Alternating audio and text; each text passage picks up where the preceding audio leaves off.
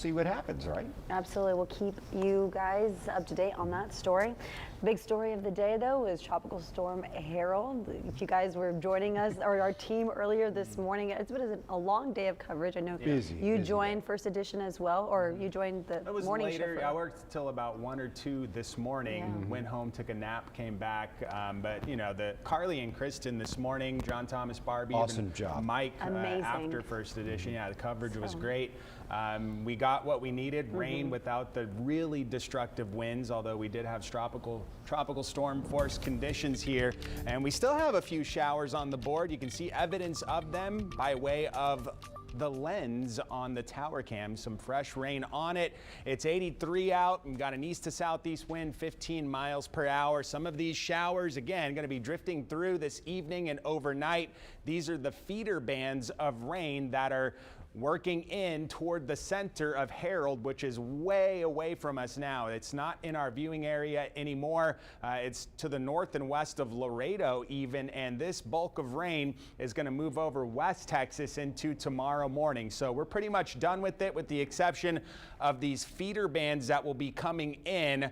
And as we say goodbye to Harold, we're going to say hello to an old friend, the high pressure heat dome. It's going to be with us heading into the rest of this week and the weekend. It'll be parked over the Panhandle on Friday.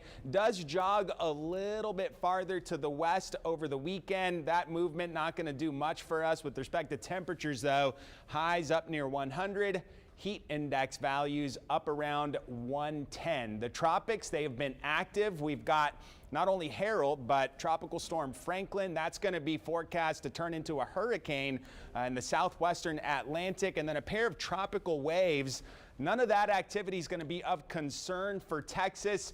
Harold, again, moving away, but what we're going to watch next week, and this is certainly not anything that's a guarantee or a slam dunk, but this time of year, something called the Central American Gyre will start to activate. It's a broad area of low pressure, counterclockwise wind flow over Central America, and what that can do is spawn little tropical developments as little storms work around that area of low pressure. So you will see that with the upper atmosphere energy map here. See how things are trying to circle around Central America, and it's possible that we see some of these kind of shoot off of it, one in the Pacific, another one maybe into the Western Caribbean into next week. I don't see anything hazardous for us at this point, but you know, something coming off of Central America because of that Central American gyre would be possible next week. So we'll have to keep our eyes on that. Right now, I think the biggest thing is going to be that the heat returns in full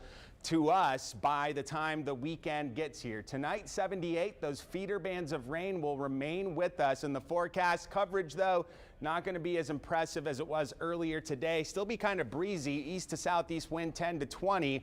Tomorrow afternoon, close to seasonal average in the middle 90s. Heat index 100 to 110. Widely scattered rain will be in the forecast again tomorrow, but outside of any of that activity, sunny to partly cloudy skies and an east to southeast wind at 9 to 15 miles per hour. Out on the waters, light chop, east to southeast winds 5 to 15. Still going to have 2 to 4 foot waves at a long 7-second period, so the rip current risk will still be elevated on Gulf-facing beaches. Upper 90s Thursday. Friday night lights, the sports blitz is back on Friday with a high of 98 degrees, 100 or so for the weekend. Heat index values up around 110 as the heat continues post-Harold this summer. Leslie, Rudy. All right, thank you, Alan.